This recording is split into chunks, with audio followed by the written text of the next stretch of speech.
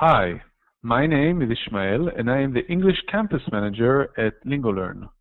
At LingoLearn, you can learn languages from the comfort of your home online with experienced teachers from around the world.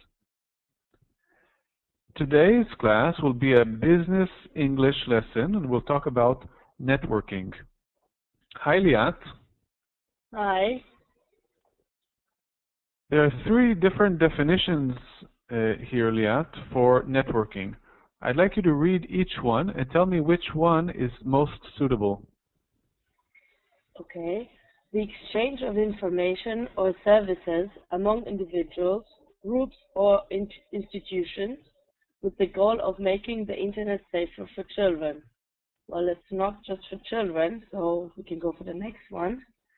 The exchange of information or services among individuals, groups, or institutions with the goal of cultivating productive relationships for employment or businesses. Well, that sounds very good. The exchange of online services with the goal of establishing cooperation between internet sites. Well, there's not just online services, so I would say number 2. Very good, Liat. Networking is the exchange of information or services among individuals, groups, or institutions with the goal of cultivating productive relationships for employment or business. Okay, Liat, I want you to look at this diagram of a network and try to explain it to me. Try to describe the network. Okay, it's a connection between James to David and James to William. And David and William, they don't have a connection, direct one, just one through James. Very good. And what kind of status or power does that give to James? Well, he's managing the network. He's the one that communicates with both of them. Very good. So James is a kind of agent that can connect between David and William, right? Yeah. Very good. Very, very good. Okay, Liat. So let's say that David and William already have a relationship. What can they do to maintain or nurture or enhance that relationship? Well, I would say they would have to create a channel between them to connect directly, so they don't rely on James. Mm-hmm. Can you give an example of a channel like that? They can create joint activities, something that they can do together, so they can communicate on that. Very good. Very, very good, Liat. Okay, let's read some examples here. Okay. They can spend time together. They can build trust. They can find common interests. They can create confidence. And they can build rapport. Very, very good. Liat, do you know what rapport is? Not exactly.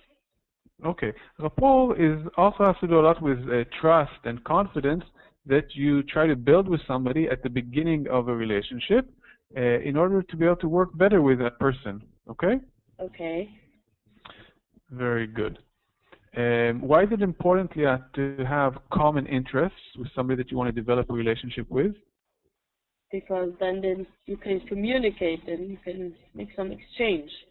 Mm-hmm. Very good. Okay. Liat, look at this picture here, or this diagram, and tell me what makes people start relationships. Well, they can have a proximity if they live next to each other or work next to each other. Similarity, if they have the same characters or something that connects them, or if they have shared activities, if they do something together on a regular basis. Very, very good. Okay. How can relationships help you, Liat? Well, they can help me find new job opportunities, new people to work with, or they can help me make new friends. Mm-hmm. Very, very good. Okay, here you have another diagram of your network. You can see that you're in the center over here. read the different parts of the network and explain them to me, please? Okay. Incidental acquaintances. These are people we meet randomly, nothing on a regular basis, just once or twice. Business and professional acquaintances. These are people we work with. Family, or family members, and friends, people with friends with. Very, very good. Okay, try to explain this diagram to me. Well, I'm connected to my friends, but I'm also connected to the friends of my friends through my friends, actually. So I have a lot of friends of friends. Very, very good. And I think that's the whole idea about networking, getting to your friends' friends. Okay. Okay. Okay. So we know that in order to have good networks, we have to be able to conduct ourselves correctly with other people.